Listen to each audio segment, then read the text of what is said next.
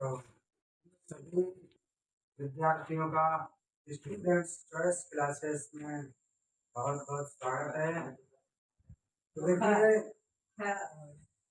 पहले से हमारा चैप्टर चल रहा है 3, जिसमें हम धातु एवं अधातुओं को समझ रहे हैं।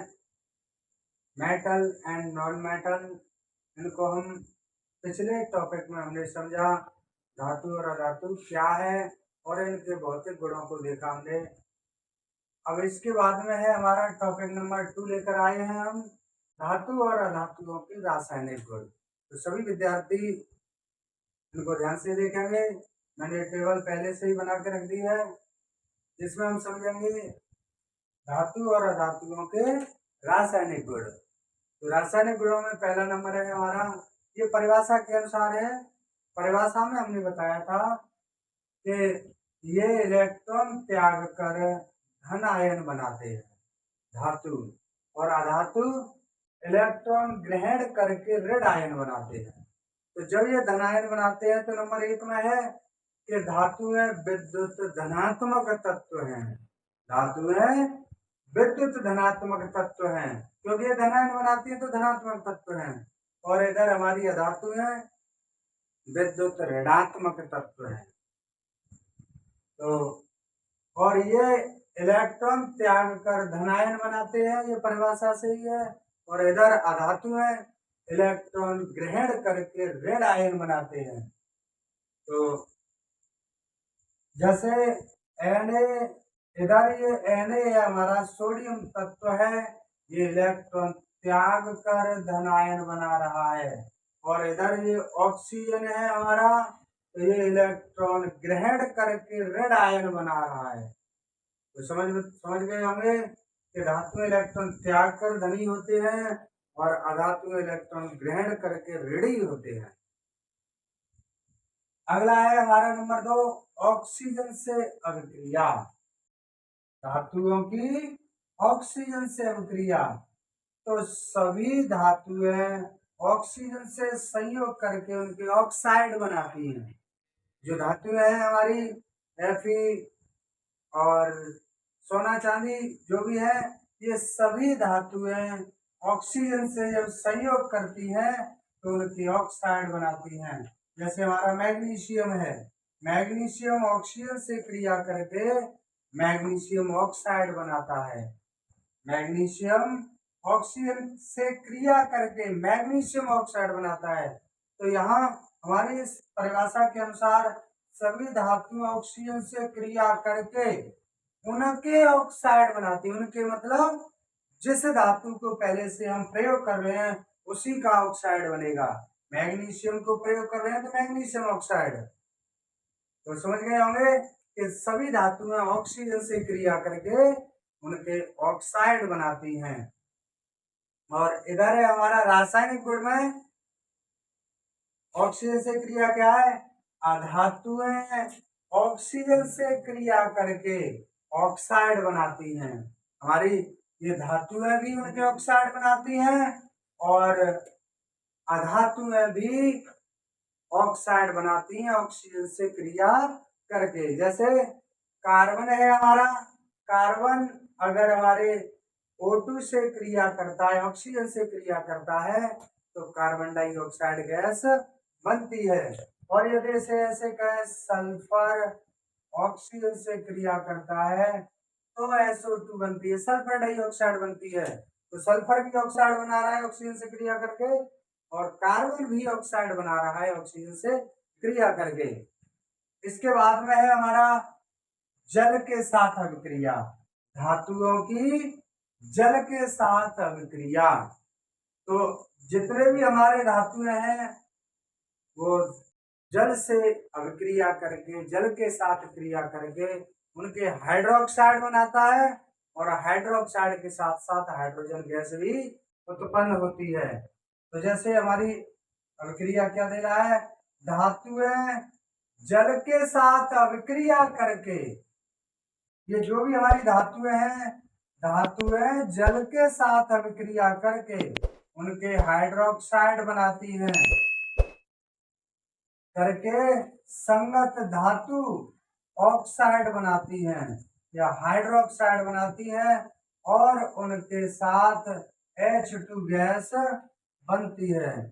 तो जैसे सोडियम जब जल के साथ अभिक्रिया करता है तो सोडियम हाइड्रोक्साइड बनता है, इसके साथ में हमारी H2 गैस उत्पन्न होती है।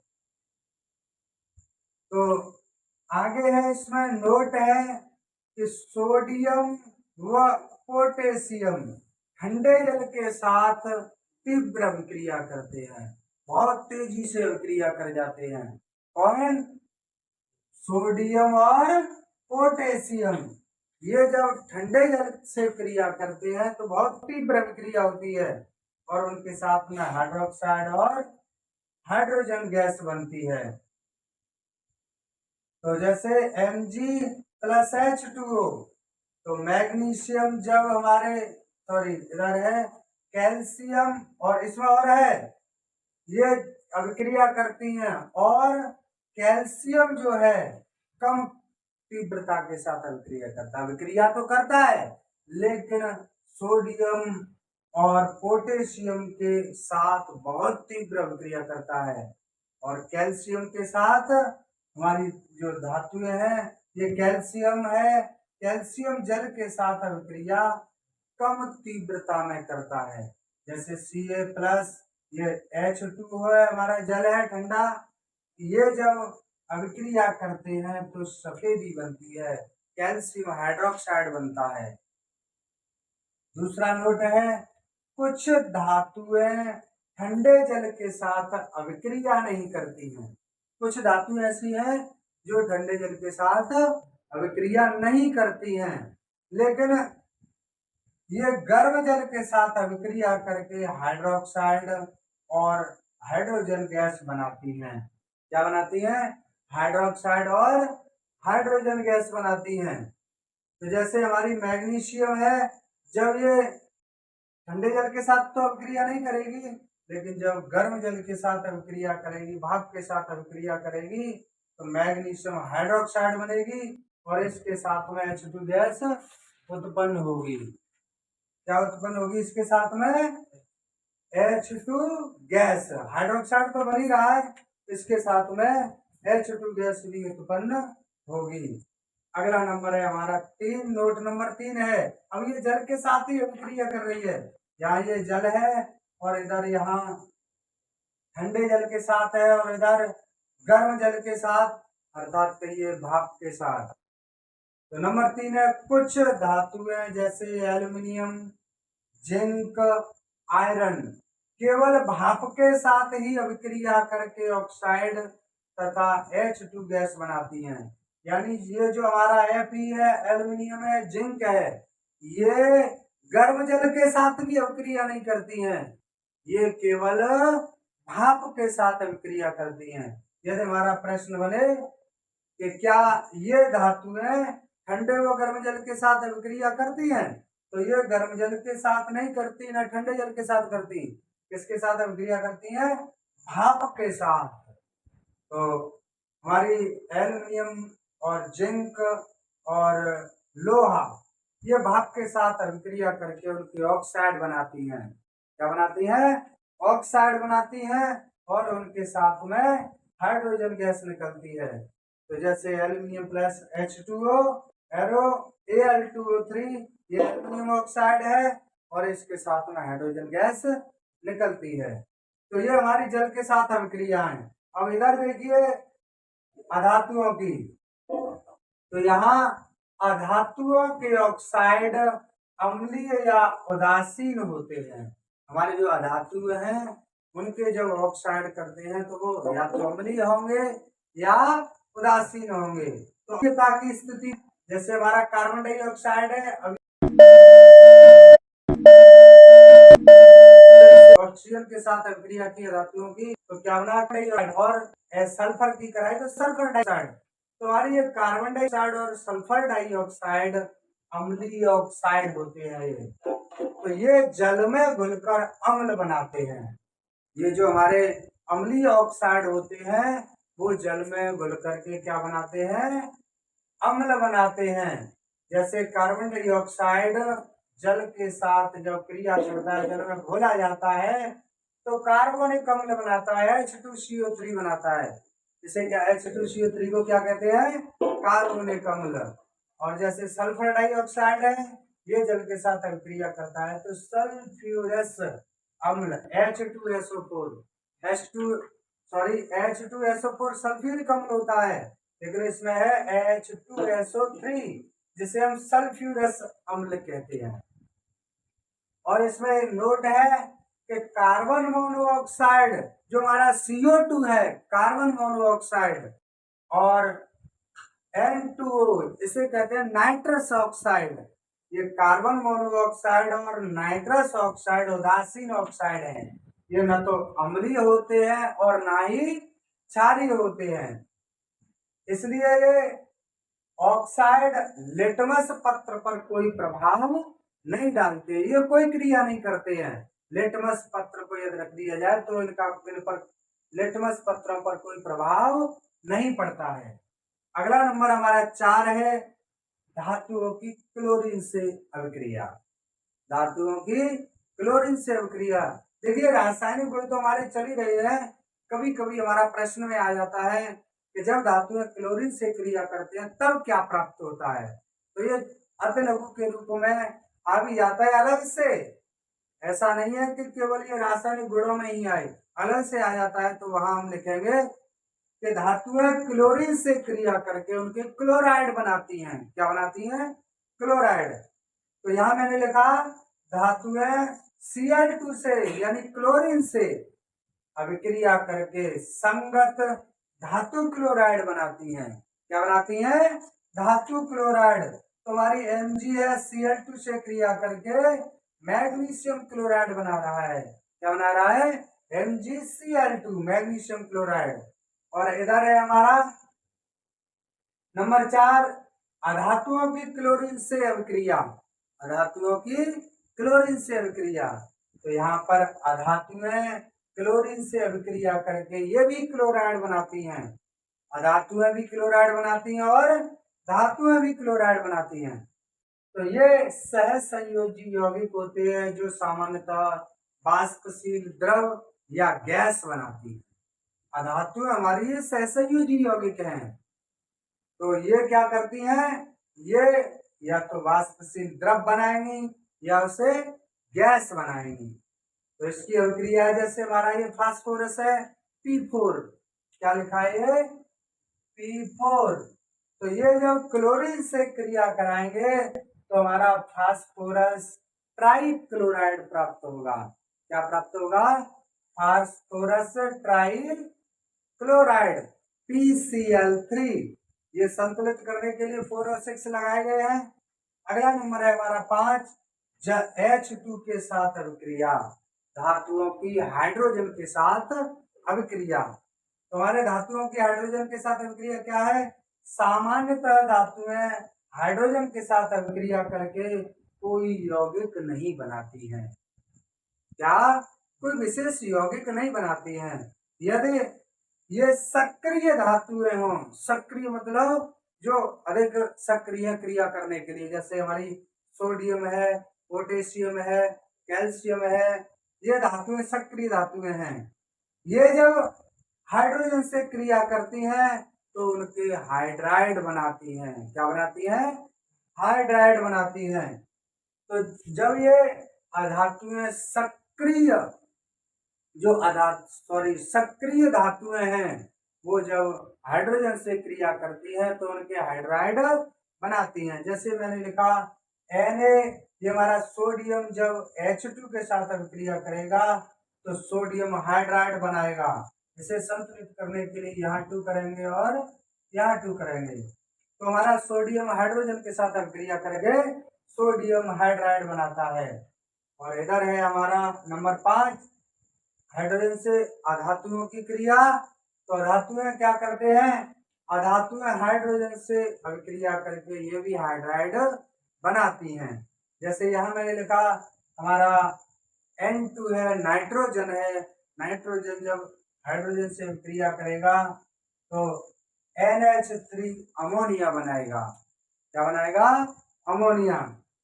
तो इसे हम कह सकते हैं कि अधातुएं भी हाइड्रोजन से अभिक्रिया करके उनके हाइड्राइड बनाती हैं। तो ये समझ गए होंगे। तो इसको सभी स्क्रीनशॉट ले लें। और इसमें एक एक पॉइंट और रह गया है, धातुओं की और अधातुओं की अम्लों के साथ अभिक्रिया। किसकी? अम्लों के साथ अभिक्रिया। तो इसमें देखेंगे, अभी पहले इसे रब कर दूं मैं। तो देखिए आगे है हमारी नंबर 5, अम्लों के साथ अभिक्रिया, धातुओं की और इधर अधातुओं की। तो अम्लों के साथ अभिक्रिया क्या है? सभी धातुएं तन अम्लों के साथ अभिक्रिया नहीं करती। सभी धातुएं तन अम्लों के साथ अभिक्रिया नहीं करती, परंतु जब कोई कर जाती है अभिक्रिया, तो अभिक्रिया करने के बाद उनके संगत लवण और हाइड्रोजन गैस बनाती है। वैसे तो नहीं करती। यदि कोई तन अम्ल के साथ अभिक्रिया कर जाती है तो उनके संगत लवण और हाइड्रोजन गैस बनाती है। जैसे मैंने लिखा Mg+HCl, मैग्नीशियम जब हाइड्रोक्लोरिक अम्ल के साथ अभिक्रिया करता है तो मैग्नीशियम क्लोराइड, ये मैग्नीशियम क्लोराइड उसका लवण हो गया और इधर हाइड्रोजन गैस बन रही है। तो समझ गए होंगे। संतुलित करने के लिए यहाँ मैं 2 कर दूं, क्योंकि तो Cl2 है, H2 है, यहाँ संतुलित हो गया। ऐसे ही ये हमारा जिंक है। जिंक जब हाइड्रोक्लोरिक अम्ल के साथ अभिक्रिया करता है तो जिंक क्लोराइड बनाता है और इधर हाइड्रोजन गैस बनाता है। तो समझ गए होंगे। इसको भी संतुलित कर सकते हैं यहाँ 2 लगाकर। इसके बाद में है हमारा अधातुओं की अम्लों के साथ अभिक्रिया। तो ये थोड़ा सा याद करने में टफ पड़ेगा आपको। जैसे सभी जो अधातुएं हैं वे तन अम्लों से हाइड्रोजन विस्थापित नहीं करती हैं, यानी हाइड्रोजन को अपने से अलग नहीं करती हैं। सभी अधातुएं, इनसे हाइड्रोजन तभी विस्थापित होगा जब अभिक्रिया द्वारा उत्पन्न प्रोटॉन, प्रोटॉन जैसे हाइड्रोजन आयन को इलेक्ट्रॉन की पूर्ति की जाएगी। यानी इलेक्ट्रॉन जब उसको दे दिया जाएगा, H धनायन दे दिया जाएगा, तब जाकर के हमारा ये हाइड्रोजन विस्थापित होगा।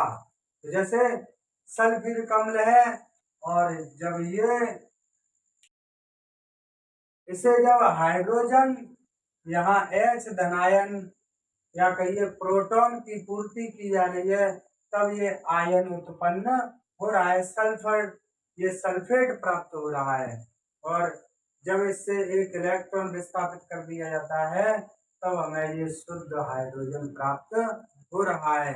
तो यानी अधातुएं तन अम्लों से हाइड्रोजन को विस्थापित नहीं करती, ये तभी विस्थापित करती हैं जब उस अभिक्रिया द्वारा उत्पन्न H धनायन प्रोटॉन की पूर्ति की जाती है, तब ये अभिक्रियाएं हाइड्रोजन को विस्थापित करती हैं। तो ये रहे हमारे धातु और अधातुओं के रासायनिक गुण। इसके बाद में है हमारा अगली हेडिंग है हमारी सक्रियता श्रेणी। क्या है? सक्रियता श्रेणी। तो सक्रियता श्रेणी में क्या है कि अभिक्रियाशीलता के आधार पर, अभिक्रिया करने के आधार पर किसी तत्व में कितनी क्रिया करने की क्षमता है।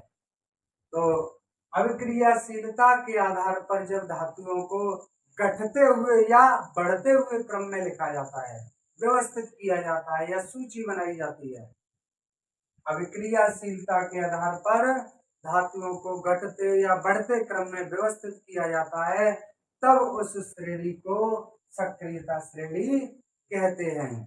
तो जैसे हमारी ये पोटेशियम है, पोटेशियम के बाद हमारी ये सोडियम, उसके बाद कैल्शियम।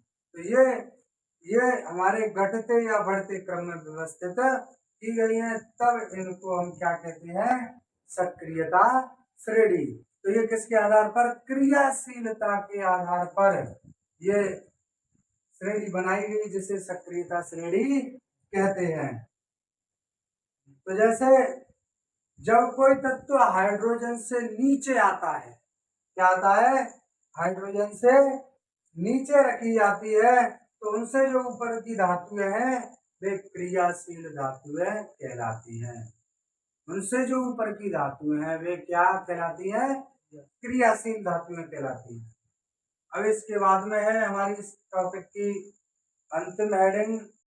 इसके बाद में हम खनिज और अयस्कों का सांद्रण, शुद्धिकरण, शोधन, इसको हम 3 टॉपिक के साथ लेकर आएंगे।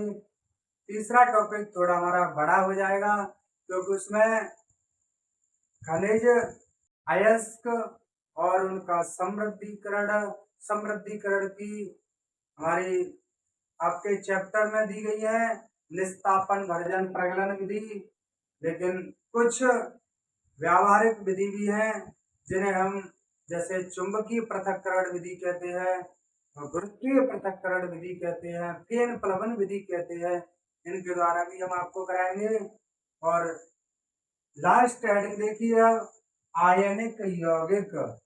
आयनिक यौगिक, आयनिक यौगिक क्या है, किसी परमाणु से या किसी एक परमाणु से किसी दूसरे परमाणु पर आयनों का स्थानांतरण, आयन को एक परमाणु से दूसरे परमाणु पर स्थानांतरित किया जाता है, भेजा जाता है, तब उसे हम जो हमारा बंध बनता है उसे हम क्या कहते हैं, आयनिक यौगिक कहते हैं। हेडिंग क्या लिखी मैंने, आयनिक यौगिक किसी परमाणु से किसी दूसरे परमाणु पर इलेक्ट्रॉनों के पूर्ण स्थानांतरण द्वारा बनने वाले आयनिक बंध को आयनिक यौगिक कहते हैं। तो समझ गए होंगे, ये आयन जो है हमारे तत्वों के परमाणुओं का आयन बनने की विधि, ये अगले चैप्टर में विस्तार से है। जब कोई तत्व दूसरे तत्व को इलेक्ट्रॉन देकर या लेकर अपनी कक्षाएं पूरी करते हैं तब वहां पर आयनिक यौगिक बनते हैं, आयन बंध बनते हैं। यहाँ छोटा सा मैं उदाहरण से आपको समझाऊं। जैसे हमारी ये मैथिन है, मैथिन गैस CH4 है, क्या है, CH4। तो यहाँ हमारी कितनी है, 4 है, तो H4 है। और C हमारा कितने नंबर पर होता है, कार्बन होता है हमारा 6 नंबर पर। तो जब इलेक्ट्रॉन विन्यास करते हैं, ये अगले चैप्टर में समझाऊंगा मैं, यहाँ थोड़ा सा समझा दूं। तो पहली कक्षा में 2 इलेक्ट्रॉन होते हैं, दूसरी कक्षा में 8 होते हैं, लेकिन हमारी टोटल इलेक्ट्रॉन है कार्बन के परमाणु क्रमांक है 6, तो अंतिम कक्षा में कितने इलेक्ट्रॉन हुए, 4। और इधर हमारी हाइड्रोजन है, हाइड्रोजन पहले नंबर पर है, तो इसका 1 ही होता है, तो पहली कक्षा में ही 1 हो गया, यानी दोनों की कक्षाएं अधूरी हैं। तो यहाँ हाइड्रोजन को हम क्रॉस से संकेत कर दें, 1 इलेक्ट्रॉन है इन पर, 1 परमाणु क्रमांक है। परमाणु क्रमांक कहिए, प्रोटॉनों की संख्या कहिए, इलेक्ट्रॉनों की संख्या कहिए, ये तीनों बराबर होती हैं। तो यहाँ कार्बन के हमारे 4 हो गए, इनको मैं 0 से दर्शाऊं, तो चारों तरफ मैंने 1 कर दिया। तो इधर हाइड्रोजन को अगर ये कार्बन दे देता है तो हमारे हाइड्रोजन की कक्षा पूरी हो जाती है। 1 और आ जाएगा तो कितने हो जाएंगे इस पर, 2। ऐसे ही ये इस हाइड्रोजन को दे देगा तो इसकी कक्षा पूरी हो जाएगी, ये इस हाइड्रोजन को देगा, इसकी कक्षा, ऐसे ही करके चारों की कक्षाएं कंप्लीट हो जाएगी। और ये चारों हाइड्रोजन अपने एक इलेक्ट्रॉन को कार्बन को दे देंगे, तो 4 तो पहले से है, 4 और आ गए, तो इसकी कक्षा भी हमारी दूसरी कक्षा पूरी हो जाएगी, 2 और 8 हो जाएंगे। और हाइड्रोजन की पहली ही कक्षा है तो ये पूरी होकर के 2 इलेक्ट्रॉन भर जाएंगे। तो यहाँ हमारे एक इलेक्ट्रॉन की साझेदारी है, तो इसके अनुसार में H डैश डैश, ये सिंगल बॉन्ड होते हैं, सिंगल बॉन्ड कहते हैं, एक इलेक्ट्रॉन की साझेदारी है। तो इसे हम कहते हैं आयनिक बंध। तो यहाँ आयन नहीं है, यहाँ तो इलेक्ट्रॉन है। यहाँ इलेक्ट्रॉनों के पूर्ण स्थानांतरण द्वारा बनने वाले बंध को हम क्या कहते हैं? आयनिक बंध कहते हैं। आगे मैं समझाऊंगा। इलेक्ट्रॉन यहाँ सिंगल कब बनता है, डबल कब? तो सिंगल तो मैंने बता ही दिया, जब एक एक इलेक्ट्रॉन की साझेदारी होती है तो सिंगल बॉन्ड बनता है। दो दो इलेक्ट्रॉनों की साझेदारी होती है डबल बॉन्ड बनता है, और तीन तीन इलेक्ट्रॉनों की साझेदारी होती है तो ट्रिपल बॉन्ड बनता है। तो ऐसे आयनिक बंधों को हम क्या कहते हैं? आयनिक यौगिक कहते हैं। तो आज हमारा टॉपिक दूसरा नंबर यहीं पर समाप्त होता है। अगले टॉपिक को बड़े ध्यान से देखेंगे, इम्पोर्टेंट भी है, ये भी है। रासायनिक अभिक्रिया बीच बीच से आती है, लॉन्ग ये बहुत कम आता है कि धातु एवं अधातु के परिभाषा दीजिए एवं उसके भौतिक एवं रासायनिक गुणों को समझाइए। लेकिन वो आए या ना आए, लेकिन ये इसमें से बीच में से अभिक्रियाएं जरूर आ जाती हैं, तो इन्हें ध्यान से पढ़िएगा। तो धन्यवाद, आज के लिए बस इतना ही। ऑक्सीजन के साथ अभिक्रिया की धातुओं की तो क्या बना?